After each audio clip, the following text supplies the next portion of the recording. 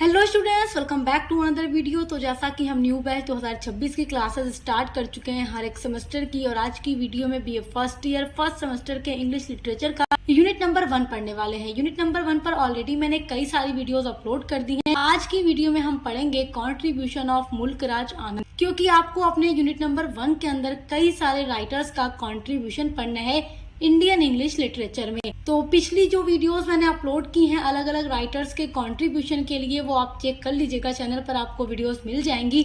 आज की वीडियो का टॉपिक है contribution of Mulk Raj Anand in Indian English literature, यानी कि भारतीय अंग्रेजी साहित्य में मुल्कराज आनंद का योगदान। कंट्रीब्यूशन मतलब योगदान होता है। अभी तक आपने जितनी भी वीडियोस देखी होंगी यूनिट नंबर 1 पर, उससे तो आपको इन सब चीजों के बारे में पता चल ही गया होगा। कंट्रीब्यूशन में सबसे पहली हेडिंग होगी इंट्रोडक्शन, यानी परिचय। मुल्कराज आनंद का परिचय। Mulkraj Anand was prominent Indian writer of novel, short stories and critical essays in English. Mulkraj Anand was थे, प्रोमिनेंट मतलब प्रमुख, इंडियन राइटर यानी भारतीय लेखक ऑफ नॉवेल्स, नॉवेल मतलब उपन्यास, तो नॉवेल्स के राइटर थे, शॉर्ट स्टोरीज भी लिखते थे एंड क्रिटिकल एसेज, और एसेज भी लिखा करते थे इन इंग्लिश में। ही was known for his realistic portrayals of the lives of the poor and marginalised in India. He मतलब वह, वॉज मतलब थे, नोन जाने जाते थे, for his realistic portrayals. Realistic मतलब होता है यथार्थवादी, यानी जो समाज में हो रहा है उस पर लिखा जाना, जो एकदम सच्चाई है, ट्रू है, रियलिस्टिक। पोर्ट्रेयल्स मतलब चित्रण, यानी यथार्थवादी चित्रण के लिए जाने जाते थे। ऑफ द लाइव्स, लाइव्स मतलब जिंदगियां, ऑफ द पुअर गरीब लोगों की, एंड मार्जिनलाइज्ड मतलब होता है जो हाशिए पर पड़े हुए लोग हैं, इन इंडिया भारत में। तो जो भारत में गरीब और हाशिए पर पड़े लोगों का जीवन था, उनके यथार्थवादी चित्रण के लिए मुल्कराज आनंद जाने जाते थे। Often focusing on the injustices of caste system, और ये जाति व्यवस्था के अन्याय पर ज्यादा फोकस करते थे।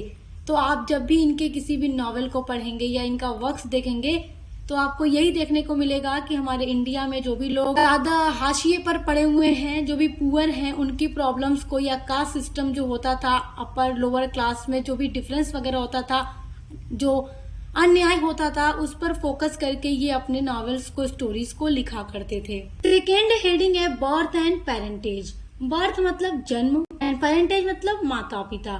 चलिए, Mulkraj Anand was born on 12 December 1905 in Peshawar, British India, now in Pakistan. Mulkraj Anand was born, पैदा हुए थे 12 दिसंबर 1905 में, इन पेशावर में। ये अब पाकिस्तान में पड़ता है। उस टाइम ये इंडिया का ही पार्ट था, क्योंकि उस टाइम ब्रिटिश इंडिया था, अभी पाकिस्तान और इंडिया का बंटवारा नहीं हुआ था। तो उस टाइम ये पेशावर में पैदा हुए थे, जो ब्रिटिश इंडिया का पार्ट था, और अब वो पाकिस्तान में है। His father Lal Chand work as a traditional coppersmith. इनके जो फादर थे लाल चंद, वो कार्य करते थे एज ए ट्रेडिशनल यानी पारंपरिक कॉपरमिथ के रूप में। Later on joined India army under the British rule as a clerk, और फिर बाद में इनके फादर ने क्या किया, ज्वाइन कर लिया इंडियन आर्मी को अंडर द ब्रिटिश रूल के अंडर एज ए क्लर्क, और बाद में ये क्लर्क के रूप में ब्रिटिश रूल के अंडर काम करने लगे। थर्ड हेडिंग है एजुकेशन मतलब शिक्षा। तो इसमें आपको मुल्कराज आनंद की शिक्षा यानी एजुकेशन के बारे में लिखना है। Anand completed his graduation with honours at Khalsa College Amritsar in 1924। Anand completed पूरा किया हिज ग्रेजुएशन, अपना स्नातक विद ऑनर्स सम्मान के साथ एट खालसा कॉलेज अमृतसर। तो अमृतसर में खालसा कॉलेज से इन्होंने अपना ग्रेजुएशन 1924 में पूरा किया। आफ्टर दीज, इसके बाद ही मूव टू इंग्लैंड, वो इंग्लैंड चले गए, and takes admitted to university college London as an undergraduate student. और फिर जब ये इंग्लैंड जाते हैं तो वहाँ पर एडमिशन लेते हैं यूनिवर्सिटी कॉलेज लंदन में अंडर ग्रेजुएट स्टूडेंट के रूप में। He completed his PhD at Cambridge University in 1929, और फिर बाद में उन्होंने PhD की डिग्री कंप्लीट की कैम्ब्रिज यूनिवर्सिटी से 1929 में। तो इनकी एजुकेशन के बारे में भी ये चीजें आपको याद रखना है। फोर्थ हेडिंग है मेजर वर्क्स, यानी कि जो इनके मेजर वर्क्स हैं, जो भी इन्होंने लिखा है इंग्लिश में, जो भी इनका कंट्रीब्यूशन है वो अब यहाँ पर आप देख रहे हैं। His first novel untouchable published in 1935। मुल्क राज आनंद का पहला नॉवेल जो पब्लिश्ड हुआ था 1935 में, उसका नाम है अनटचेबल। अनटचेबल भी कास्ट सिस्टम पर ही बेस्ड है पूरी तरीके से। इसमें एक ऐसे लड़के की स्टोरी दिखाई जाती है जो लोअर कास्ट से बिलोंग करता है और उसे अपनी सोसाइटी में काफी ज्यादा इंसल्ट भी सहना पड़ता है, जिसका बहुत ही ज्यादा अपमान किया जाता है अपर क्लास के लोगों के द्वारा। तो अनटचेबल मतलब अछूत है, उसको कहते हैं कि तुम अछूत हो, तुम एक लोअर कास्ट से बिलोंग करते हो तो तुम एक अछूत हो, हम तुम्हें टच नहीं हो सकते। अगर वो गलती से किसी में टच हो जाता था, बाखा नाम का एक लड़का था, तो उसको मारते भी थे, गालियां भी देते थे। तो इन्होंने कास्ट सिस्टम पर लिखा है, तो ये इनका पहला नॉवेल पब्लिश हुआ था। And some of his famous works were Coolie, the lost child, the road, the village, the big hearts. ये सारे इनके कुछ मेजर वर्क्स हैं जो कि आपको अपने कंट्रीब्यूशन में लिखना होगा। उसके अलावा आप ये भी लिख सकते हैं द बार्बर्स ट्रेड यूनियन, जो कि आपके सिलेबस में ही प्रिस्क्राइब्ड है। शॉर्ट स्टोरी है मुल्क राज आनंद की, उसमें भी उन्होंने बार्बर के बारे में बताया है। जो बार्बर होते हैं उन्हें भी लोअर माना जाता है समाज के अंदर, तो उनकी कंडीशन को उन्होंने दिखाया है अपनी उस शॉर्ट स्टोरी के अंदर। पैरा चेंज करके देखेंगे, during world war second. During मतलब होता है दौरान, वर्ल्ड वॉर सेकेंड का मतलब द्वितीय विश्व युद्ध के दौरान। He worked as a script writer and broadcaster in the film division of BBC London in 1946. तो वर्ल्ड वॉर सेकेंड जब चल रहा था उस दौरान he worked, उन्होंने कार्य किया as a स्क्रिप्ट राइटर के रूप में, and broadcaster in the film division of BBC London। तो BBC लंदन में इन्होंने फिल्म डिवीजन में काम किया स्क्रिप्ट राइटर और ब्रॉडकास्टर के रूप में 1946 में। He launched the magazine about fine arts named Marg, which was mainly funded by J.R.D. Tata। मुल्क राज आनंद ने बाद में एक मैगजीन लॉन्च की जिसका नाम मार्ग, और ये जो मैगजीन थी फाइन आर्ट्स के बारे में थी और इसको ज्यादातर फंड दिया गया था J.R.D. टाटा के द्वारा। And later got financial support from Tata group. Later मतलब होता है बाद में, एंड लेटर और बाद में गॉट फाइनेंशियल सपोर्ट मिलता है फ्रॉम टाटा ग्रुप। तो जो मैगजीन इन्होंने लॉन्च की थी, पहले तो उसको फंड मिलता है टाटा ग्रुप की तरफ से, उसके बाद फाइनेंशियल सपोर्ट भी मिलता है।